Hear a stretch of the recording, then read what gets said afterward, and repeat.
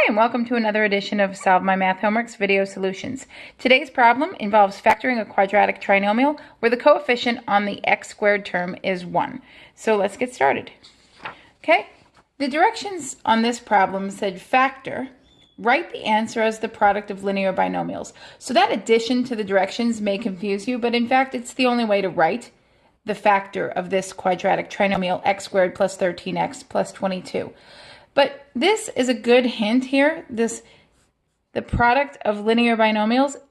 If you're doing factoring quadratic trinomials in class, it's a good chance that you just recently multiplied binomials. So let's go ahead and review that. So before we do this problem, let's review what you've likely done recently, and that is take the product of two linear binomials. Okay, so this is a binomial, two terms, it's linear, the exponent on x is 1, the same here. Okay, and your teacher likely taught you to FOIL, which just stands for multiplying the first terms, the outer terms, the inner terms, and the last terms. So let's do that. First terms are x times x, you get x squared. The outer terms, remember the outermost terms. So the negative 3 over here, let's see if we could circle this, and the x here. So when you multiply that, you get negative 3x. The I stands for the inner terms, so positive 2 and x is positive 2x, and the last terms, the L stands for last, so the negative 3 and the 2 gives us a negative 6. Then we have to combine like terms. X squared, let's see, negative 3 plus 2 is negative 1, so negative 1x minus 6. Now this pattern should help you when you're factoring. You see that this negative 6 right here, that came as being a product of 2 and negative 3. So when you're going to factor these, you're going to look for this last term. You want something that multiplies to give you negative 6. Okay, now let's look at where this middle term, the linear term, came from, this negative 1.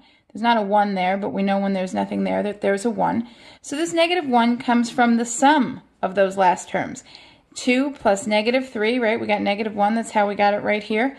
So when we're factoring this, remembering this is going to help us. Okay, so let's go back to our problem. So we'll throw that away. All right, so let's remember, this one is going to be all right. This one, you've got positive, positive, not too bad. So we need factors. So we need factors of positive 22. Luckily, there's not too many. But those factors need to add to our middle term, our linear term here, to positive 13. So our factors of 22 are positive 1, positive 22. Not going to work. See, we've got positive 2, positive 11. 2 times 11 is 22. 2 plus 11 is 13. That is going to work. Okay, so that's the numerical portion of this. So you know that in your linear binomials, you're going to have an x and an x. How do you know that? Because x squared breaks down into x times x. Okay, now you know both signs are going to be the same because you're multiplying to give you a positive. And you're adding to be a positive. So we've already seen that positive 2 and positive 11, those are ones that are going to work for us. Okay, so we have 2 times 11 is 22. 2 plus 11 is 13. Both terms are positive. And that's great because two positives do multiply and give us positive. And if you add positive 2 and positive 11, you get positive 13. Some teachers will have you check this. Okay, they'll have you do a FOIL check.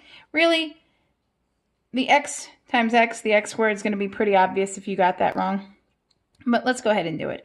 So we've done the x times x. We've done f. Let's do our O, outers.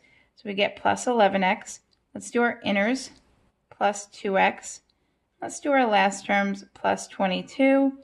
We're going to combine these, and we see that, in fact, we did get this right. So important things to look at. The sign of the factors, since it was positive, we knew we needed the same sign. That could have been two positives or two negatives.